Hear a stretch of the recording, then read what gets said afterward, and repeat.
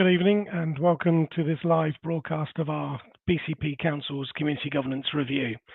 My name is Richard Jones. I'm Head of Democratic Services at BCP Council and I'm leading on the project to deliver this review.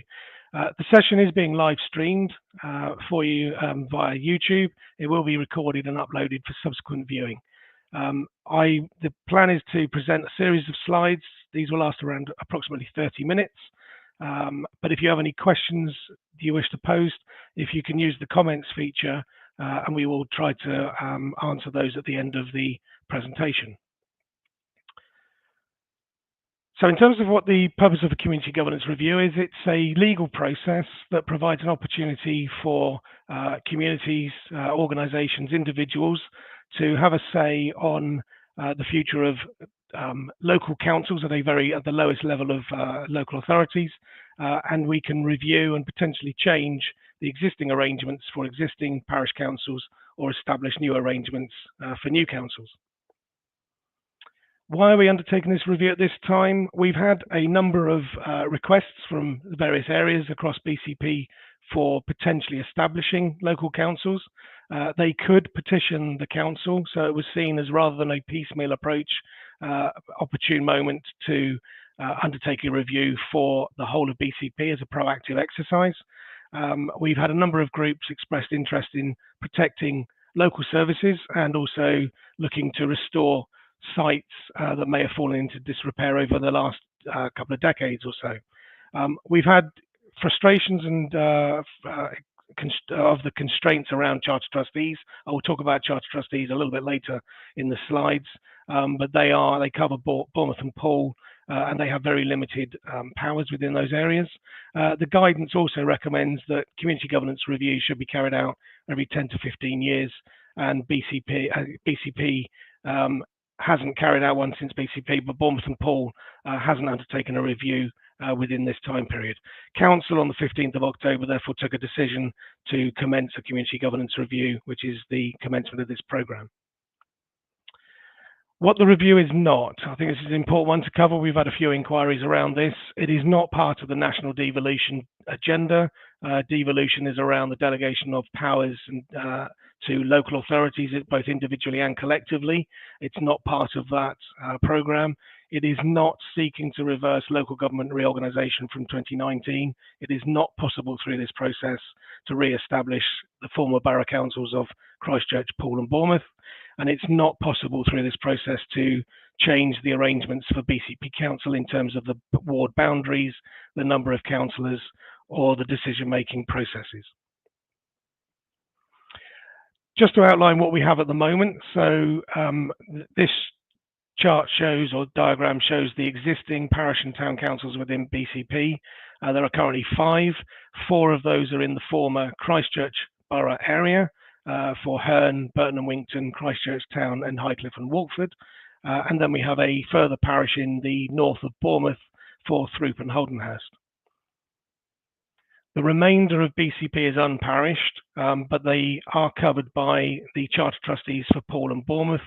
They are not formal parish councils in the elected sense, but they are responsible for maintaining, protecting the civic and historic traditions of the mayoralties. They have ownership of the assets of the former borough councils, and they promote the role of the mayoralty and the historic charters. I'm showing this slide purely because there are some questions later on in relation to warding. Christchurch Town Council and Highcliffe and Walkford Parish Council are both warded. Christchurch has 5 wards and Highcliffe and Walkford has 3. This is an option for potential larger councils that are established at a local level. They provide benefits for warding, both in terms of the representation is then split across the area into geographical areas, but also it has benefits at election time, in that the wards are elected individually. So if there is a by-election in, for instance, the Priory ward of Christchurch, then only an election is held within that Priory ward and not the whole of Christchurch. It therefore keeps the costs of elections down. We often refer to Bournemouth, Christchurch and Poole as the three towns, but we have around 100 localities, communities, neighbourhoods that are individually recognised. People will have that potentially that sense of identity at a very local level, and any of these could potentially be a new parish with potentially a parish council. They may be quite small. They could cluster together in a few together in a locality to create perhaps a medium-sized local council, or many could group together to form a fairly large council. Again, I just wanted to highlight that those are some of the localities, and we often can get those lost within the BCP definition. What can local councils do? Their statutory powers are very limited, actually. They are limited to really allotments. Other than the governance arrangements, they are still responsible for their own decision-making, budget setting, constitutional issues, and so on. But the main statutory function is allotments. So if there are allotments, if a proposed parish is to be established and there are allotments within that area, the allotments must be transferred to that new local council. Other than that, they have very wide-ranging discretionary powers. They may do very little, and I'll show an example of those a little bit later. So they can provide very few services, or they can seek to take on quite a number of services. These are just a few of the sorts of activities that some local councils take on.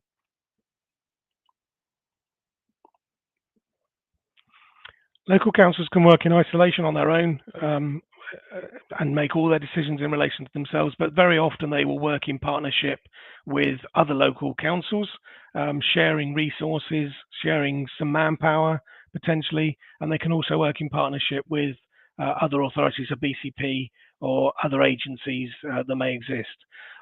But one of the absolute critical roles that local councils do play is that local voice. They are at the community level. They have a strong voice at that local level to make representations on behalf of residents and groups and businesses in their area.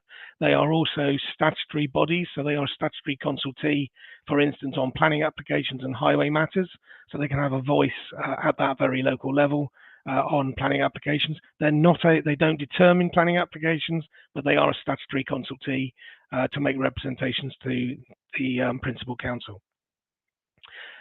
They raise their funds predominantly through council tax, and again I will talk about council tax in a moment, but they do also have the ability to raise external funding from various other sources that is not otherwise available to other bodies. These are just some stats for nationally in terms of council tax and other bits and pieces. Now, council tax isn't a material factor in terms of a governance review. It is about the community identity and other factors that I'll come on to again in a moment. But there are currently just under 9,000 precepting local councils in England. There are an additional 857 non-precepting parishes. Now, the precepting is really just the setting of a budget, the budget requirements for that year, which is then used against the number of properties in the area to calculate the council tax. We often use the band D as the comparator for the purposes of our comparisons with other authorities. So the national average parish precept is £85.88. The highest band D council tax for a parish level is £431.24. That's one of the Cornwall authorities. The lowest band D, obviously with 857 non-precepting parishes, is £0. But just to give you a figure, the lowest precepting council is just 25 pence per annum. So there is a huge band between the lowest and the highest precepting local council. It's important to stress as well, these are separate legal entities. They do not report to BCP Council. They have their own autonomy. They are a separate legal entity and can make their own decisions again at a local level.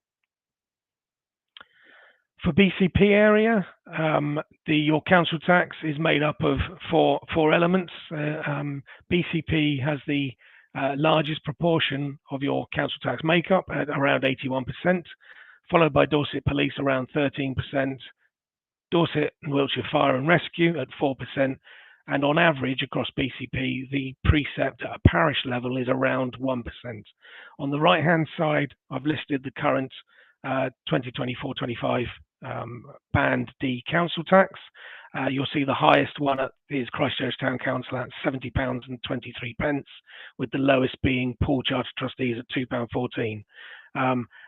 Clearly, the Charter Trustees, as I said, have very few functions. They don't have elections for themselves. They're made up of the councillors of BCP who represent those wards. This chart then shows the comparison across the combined Dorset and BCP. Dorset is largely parish. I think that maybe the whole of Dorset is parished. Just to illustrate, there's a gap, quite a sizable gap on the left-hand side of 0. They are all the non-precepting councils within Dorset. The green block is then the precepting local councils, and the purple vertical lines are the BCP precepting parish figures. So the purple line towards the right of that chart is the Christchurch Town Council one at just over £70. The average across Dorset and BCP is £42.96, and the highest one in Dorset is Sturminster Newton at just over around £260. I'm just going to outline the timetable for this review. As I said earlier, the council agreed to commence a community governance review on the 16th of October. We've been running a series of workshops. This is the final one of those in terms of the pre-consultation stage 1 exercise. But stage 1 has now launched. It launched on the 25th of November. It's going to run for an 8-week period to the 19th of January. This is the opportunity for anybody to make submissions through either our website or online forms. Or paper forms at that stage 1 process, and we welcome submissions from either individuals or organisations and groups. Paper copies are available from the libraries. They can be returned to the library in the drop boxes, or they can be returned to us at the BCP Civic Centre at the address shown. Once we've received all the submissions at stage 1, we move to stage 2. That's an internal BCP council exercise. We have a working group of 10 councillors that will consider the submissions received. They will draw up a series of draft recommendations that will be considered by the Cabinet and then on to full council. That will go to full council in late March. We will then commence stage 3 of the process, which then goes back out to full public consultation on those draft recommendations. That will run for a 12-week period. At this stage, we clearly don't know what submissions, if any, we will receive, so we can't advise on how that engagement and that public consultation will take place, but it will clearly be targeted to those areas that have proposals submitted for their respective areas. Once we've had the 12-week public consultation at stage 3, the stage 4 is then back to an internal BCP council exercise where the working group will consider all the submissions and responses to the consultation, and they will draw up a series of final recommendations, which again will go through Cabinet and onto full council on the 15th of October. Those meetings will be open to the public, all that both stage 2 and stage 4. Sorry, I should say the Cabinet and council meetings will be open to the public at both stage 2 and stage 4. And as I said, council will make the final decision on the 15th of October. You'll note the date, 16th of October 24 through to the 15th of October 25. This exercise must be completed within 12 months. We are not permitted to exceed that date by even one day. If we don't meet that 15th of October deadline, then the community governance review will be null and void. If there are any proposals to the existing parish and town council arrangements, they will be implemented from May 2027, which is their next elections. If there are any proposals for new parish or town councils or local councils, it is likely they will be implemented in April 2026 with the elections on the 7th of May 2026. The term of office for that first year for any new local councils will be 5 years, and then all elections, both BCP councils and all the existing parish and any new parish and town councils, would then be held in 2031. So what can the review actually change? I've referenced a couple of times around existing parish and town councils and then obviously new. So the review can merge, alter or potentially abolish existing parish and town council arrangements, or can create new parish and town council arrangements for the unparished areas. I say abolished. I have to say the guidance is very strongly against abolishing existing parishes unless there is a significant shift in the electorates for a given parish, or there are changes to the boundaries and demographics of the area that actually warrants a reshaping of that particular parish area. But once we've gone through that first stage about whether or not there should be any merge, alteration, abolishment, or creation of a new area, then we go on to the naming and styling of parishes. And again, I'll talk about that in a moment. Then we move on to to the electoral arrangements, and that includes the election year, the council size, i.e. the number of councillors, and potential parish warding, and then a technical process which is potentially grouping parishes under a common council. And again, I'll just talk about that one on a slightly later slide. In assessing the submissions we receive either in stage 1 and the response to the consultation in stage 2, the council is required to ensure that the proposals for each area are both reflective of the identities and interests of the community and are effective and convenient. This is lifted from the guidance, so it's fairly broad in what that means, but in considering those, we must take into account the impact of any proposals on community cohesion and the size, population and boundaries of the proposed area.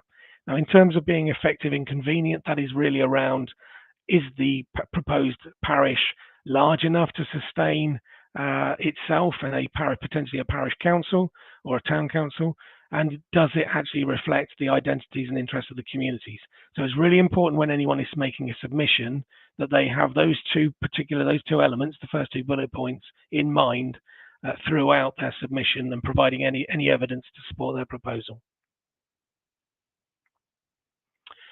I'm now going to run through the scope of the review and what the council must make some recommendations on. So I've structured it in this way because it very much is a building block process. So those recommendations that we must make in relation to any proposed parish area must be based on, first of all, the parish area, and that's the sort of the geographical area at a local level, and then it's the electoral arrangements that may apply to that parish area. So just to assist, I'm going to go through those particular blocks on the left hand side, starting with, again, the parish areas. The first question is, should there be a new parish established? It's a simple yes, no. Or if you're looking at an existing parish or town council area, should an existing parish be altered or merged, or should an existing parish be abolished? And again, you'll note that I've put a note at the bottom that throughout all of these questions explain in as much detail as you can how the proposal will be reflected as the identities and interests of the community and how they will be effective and convenient. So moving on from the first principle, so clearly if there is a proposed, I'll take the example of a new parish area to be established, then the question is, what should the boundary be? And again, the same principle, if you're proposing any changes to an existing parish area, what should the changes to that boundary be? To assist, we do require details of that boundary using maps. Now, you can use your own maps, but we have provided on our website the Have Your Say .bcpcouncil.gov.uk website. The link of that will be available on a slide later, but we've provided a number of download documents on here and interactive maps. So there's an interactive map for the whole of BCP. That's sort of shown on the top right of this image. It shows the red lines of the existing BCP wards, and then in more detail, zooming in on those particular areas, what are known as polling districts. They're used for our election purposes, but they can be really useful as potential building blocks for a proposal that you may be wishing to submit. So on that site, we've got an interactive map that you can zoom right in on. You can print from that screen if you wish to, but we've also got individual maps for every single polling district across the whole of BCP Council. So again, you can use those maps as you wish, or you can use your own maps to make submissions. If you're making a submission, and I'll use an example, so the polling districts have a prefix reference, so I'll use AB because that's Alderney and Bourne Valley, but it's AB1, AB2, AB3, AB4, etc.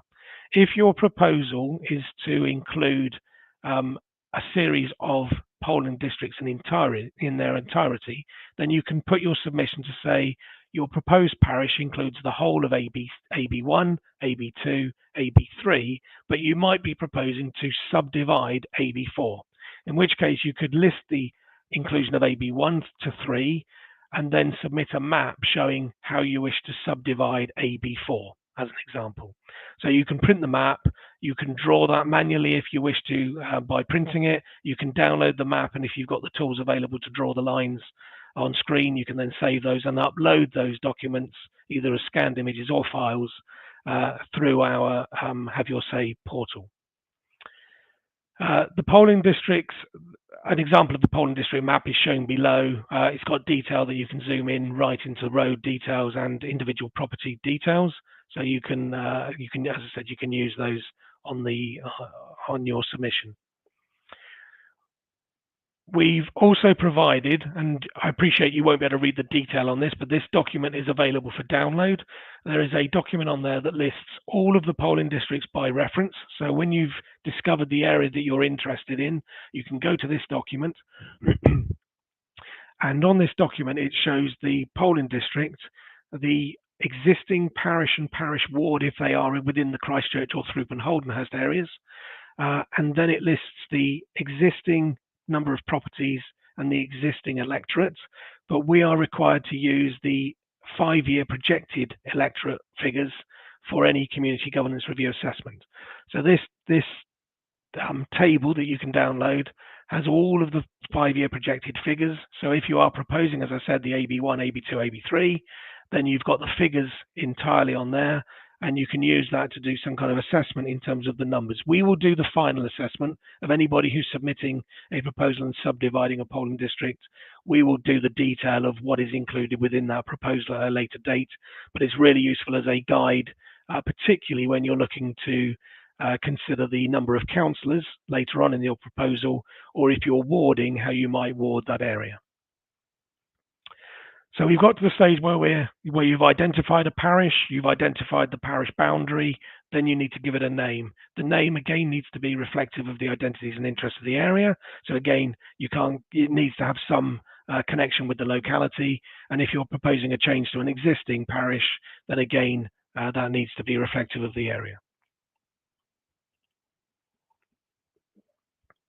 Finally, grouping.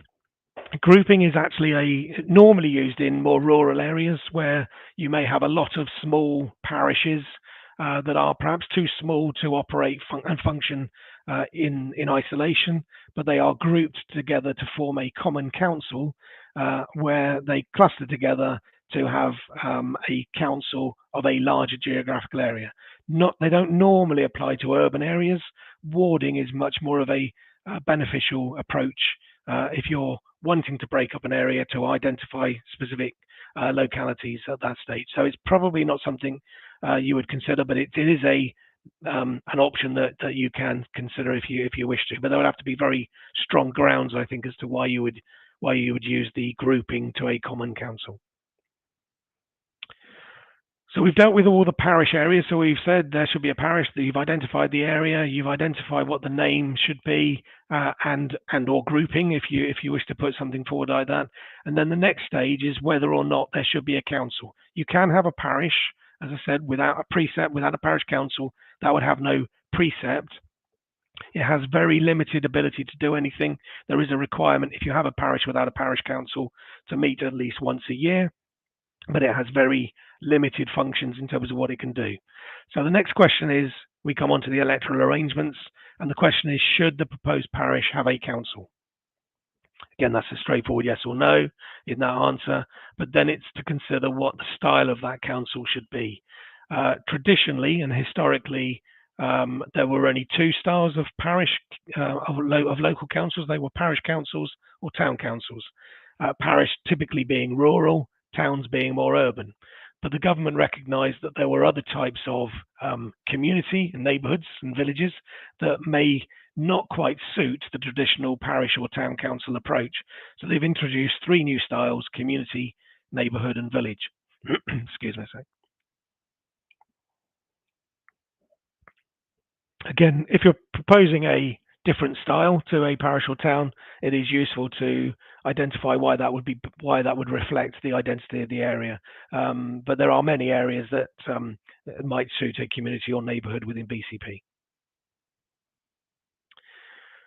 Once you've decided in terms of whether there should be a council or not and what the style should be, we then come on to the number of councillors that should either be on an existing council, because that could be a change to an existing town or parish council, or if you're proposing a new council, how many councillors should serve on the new council.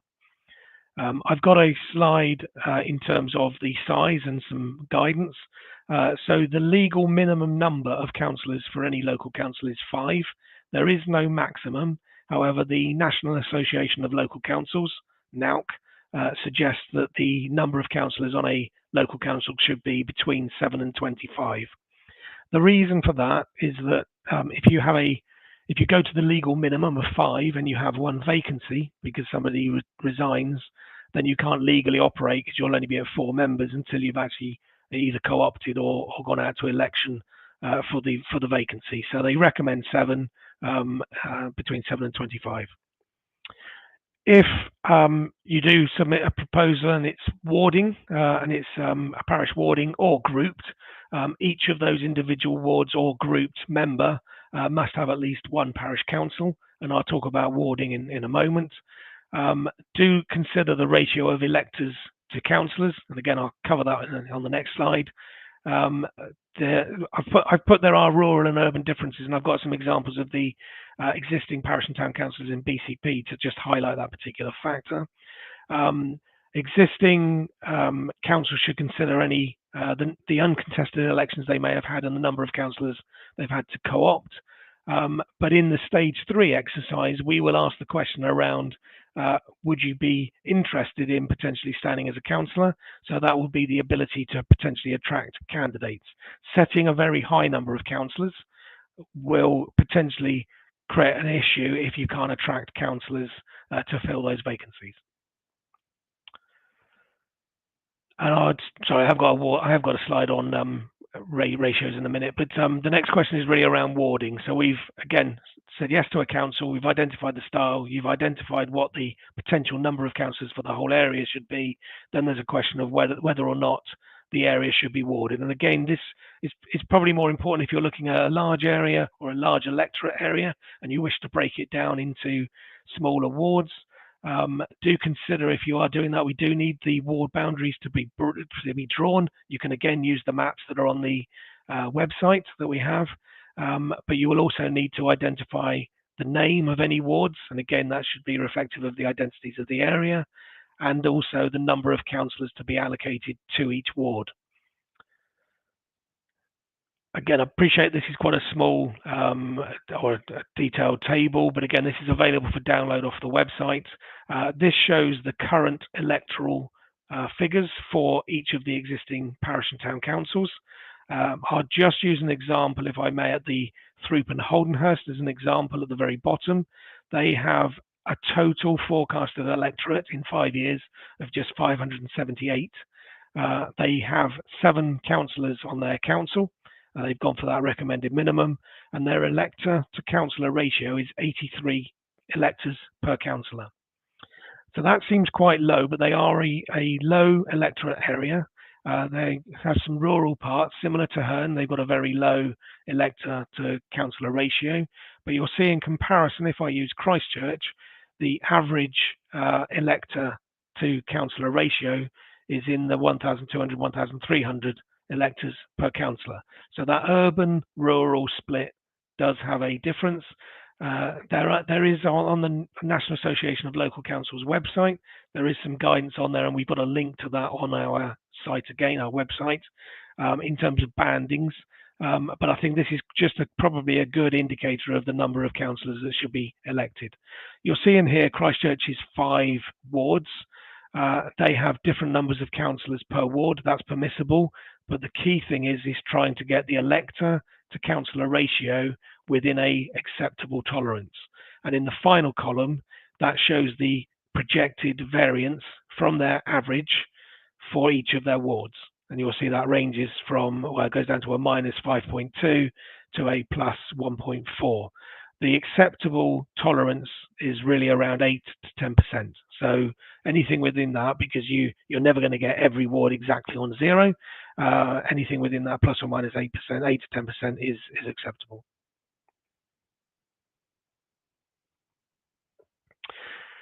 I've got some useful links for you. So there our engagement website that has all of this information. As I said, it's got the electoral data on it. It's got all the maps, the interactive maps. It's got information booklets on there. It's got the online survey form. You can download that survey form, and all sorts of other information is on that website of haveyoursay.bcpcouncil.gov.uk/community governance review. If you have any general inquiries, we have a dedicated email address for the Community Governance Review for cgr@bcpcouncil.gov.uk. The Dorset Association of Parish and Town Councils is an organisation to which parish and town councils may subscribe. Most do. They are a great source of information. The Chief Executive of the association has offered support. If anybody wants information about further information on what parish and town councils can do or other advice, they're more than happy to talk to you. The website is there and their contact details are on their website. What I would say is if you are looking to establish or put a proposal in for a new council, my guidance is to subscribe to the association. They have lots of information they can provide, but they also provide training for new councillors and parish clerks. And I've also provided details of the link to the government guidance on community governance review. It's a little bit old now, but it is still the current guidance. And again, it's on the .gov.uk website. Just a reminder about the timetable, and again, I'm not going to go through this in detail, but we are in clearly stage one. The closing date for submissions is the 19th of January 2025. So that's just a quick reminder of the timetable. So it was really any questions. I think we've got some pre-submitted questions that we have, so I'm happy to answer those. So we were asked, and I may have asked some of these, but I'll reiterate them. So why do we need to undertake this community governance review now?